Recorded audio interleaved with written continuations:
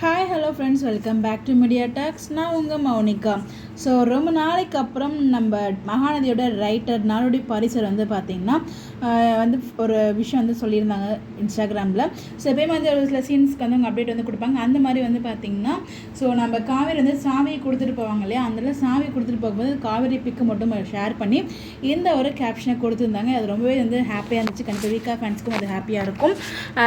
பிரிவு என்பதே உறவுக்காகத்தான் கண்ணே, இனிமே தான் திகட்ட லவ் பண்ண போறீங்க, வெள்ளி நிலவே வீண் சோகம் ஏனடி மானே ஏனடி அப்படிங்கிற மாதிரி வந்து கேப்ஷன் கொடுத்து ஒரு கவிதை வடிவில் தான் நமக்கு வந்து அப்டேட் கொடுத்துருக்காங்க. என்னன்னா இந்த பிரிதலே வந்து பார்த்தீங்கன்னா ஒரு நல்ல காதலுக்கான ஒரு நம்ம சாப்பிட்றேன்னு சொல்லிட்டு இருக்கோம். கண்டிப்பாக ஒரு பிரிஞ்சாங்கன்னா அவங்களுக்குள்ள இருக்க லவ் வந்து இன்னும் ஸ்ட்ராங்காக வந்து பாண்ட் வந்து கிரியேட் ஆகும் அப்படின்னு சொல்லிட்டு இருந்தோம்.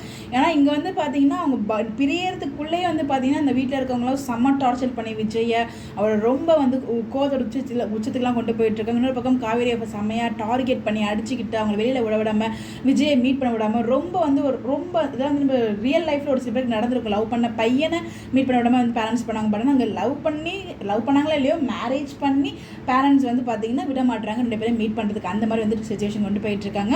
இதெல்லாம் பார்த்துட்டு ஃபேன்ஸ் எல்லாருமே ரொம்ப டவுனாக இதுக்கப்புறம் ஏன்டா சீரியல் பார்க்கணும் நிறைய ஃபேன்ஸ் வந்து ஃபீல் பண்ணிட்டு இருக்கீங்க. கண்டிப்பாக அந்த மாதிரி எந்த ஃபீலிங்கும் இருக்காதீங்க. இது எல்லாத்தையும் நம்ம கடந்து போகணும். நம்ம லைஃப்லேயே பல விஷயங்களை கடந்து போகும்போது ஜஸ்ட் சீரியல் எல்லாத்தையும் நம்ம லவ் கொடுத்துட்டே இருப்போம் எப்பயும் போல். இதில் வந்து இப்போதைக்கு வந்து பார்த்தீங்கன்னா வெறும் இந்த மாதிரி மட்டும் இருக்காது. கூடிய சீக்கிரமே இவங்களோட திகட்ட போகிற லவ்மே நம்ம பார்க்க போகிறோம். நம்ம ரைட்டர் வந்து அப்டேட் வந்து கொடுத்துருக்காங்க. இப்போ பிரிஞ்சிருக்கிறதே ஒரு உறவுக்காக தான். இதுக்கப்புறம் தான் இனிமேல் திகட்ட லவ் பண்ண போகிறீங்க. வெளிநிலவே வீண் சோகம் என்னுடைய எதுக்கு தேவையில்லாமல் சோகப்பட்டு இருக்கீங்க, மானே ஏனடி அப்படின்ற மாதிரி கேட்டிருக்காங்க. ஸோ இதுக்கப்புறம் நிறைய வந்து லவ் அதுக்குன்னு நீங்கள் வந்து டேரக்டர் கிட்ட உடனே வந்து லவ் வரப்போதா, நாளைக்கு திகட்ட லவ் வர போகிறதா அப்படின்னு கேட்டால் கண்டிப்பாக கிடையாது.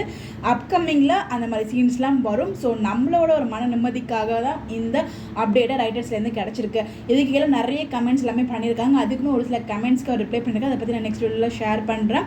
ஸோ இதெல்லாம் பார்க்கும்போது அவங்களும் நம்மளோட மனசை வந்து புரிஞ்சிருக்காங்க. அதனால இந்த அப்டேட் வந்து கொடுக்குறாங்க. ஏன்னா அவங்களுமே அந்த லெவலுக்கு இந்த ஒரு கேரக்டர் லவ் பண்ணிட்டு இருக்காங்க.